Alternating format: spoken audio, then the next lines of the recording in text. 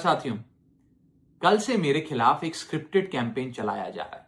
Same भाषा, same बातें, same आरोप। ये कोई कोइंसिडेंस नहीं है, बल्कि एक कोऑर्डिनेटेड अटैक है। पहले मैंने सोचा कि मुझे इसका जवाब नहीं देना चाहिए। फिर लगा कि कहीं एक झूठ को 100 बार बोला जाए तो कुछ लोग मान ना लें। इसलिए मैंने सोचा कि जवाब दूं। आम आदमी पार्टी ने 3 आरोप लगाते हुए यह कहा कि इन 3 आरोपों की वजह से हम राघव चड्ढा को पार्लियामेंट में बोलने का मौका नहीं देंगे। राघव चड्ढा के पार्लियामेंट में बोलने पर रोक इसलिए लगाई गई क्योंकि उन्होंने ये 3 गलतियां करी। मैं एक एक करके इन तीनों पर आपसे बात करना चाहूंगा। पहला आरोप कि जब ऑपोजिशन पार्लियामेंट से वॉकआउट करता है, सदन से वॉकआउट करता है, तो राघव चड्ढा वहीं बैठे रहते हैं, वो वॉकआउट नहीं करते। यह सरासर झूठ है, सफेद झूठ। मैं चुनौती देता हूं, एक इंस्टेंस, एक दिन ऐसा बताइए जब ऑपोजिशन ने वॉकआउट किया हो और मैंने उनका साथ ना दिया हो, मैं साथ में वॉकआउट नहीं किया हो। और पार्लियामेंट में तो हर जगह सीसीटीवी कैमरा है।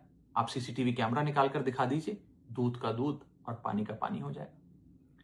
दूसरा आरोप लगाया कि राघव चड्ढा ने चीफ इलेक्शन कमिश्नर के इंपीचमेंट मोशन पर, यानी कि मुख्य चुनाव आयुक्त को हटाने वाली जो याचिका थी, उस पर साइन करने से मना कर दिया। दूसरा सफेद झूठ।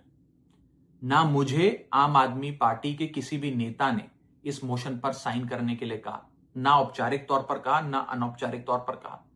और आम आदमी पार्टी के राज्यसभा में कुल 10 सांसद हैं, जिनमें से 6 या 7 सांसदों ने इस मोशन पर खुद ही साइन नहीं किया। तो भला इसमें मेरी क्या गलती? खाली सारा दोष मुझ पर ही क्यों मढ़ा जा रहा है? और इस मोशन के लिए राज्यसभा में कुल 50 सिग्नेचर चाहिए होते हैं, यानी कि 105 विपक्षी सांसदों में से मात्र 50 सिग्नेचर से ये याचिका पूरी हो जाती। तो इतना शोर क्यों?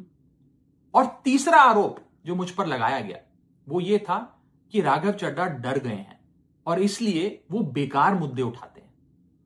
पहली बात मैं बता दूं कि मैं पार्लियामेंट में शोर मचाने, चीखने, चिल्लाने, माइक तोड़ने या गाली देने नहीं गया। मैं वहां पर जनता के मुद्दे उठाने गया हूं, लोगों की बात करने गया हूं। और मैंने कौन सा मुद्दा नहीं उठाया?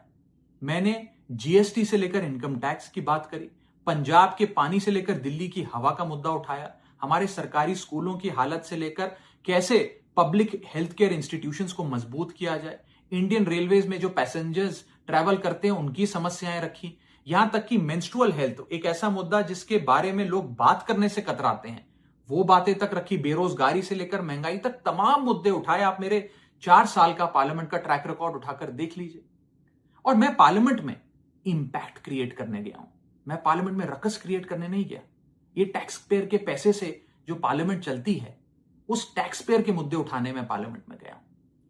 अंत में मैं बस इतना कहना चाहता हूं कि जो लोग आज मुझ पर आरोप लगा रहे हैं, झूठे आरोप लगा रहे हैं, कि हर झूठ को बेनकाब किया जाएगा और हर सवाल का जवाब दिया जाएगा, क्योंकि मैं घायल हूं, इसीलिए घातक हूं। जय हिंद।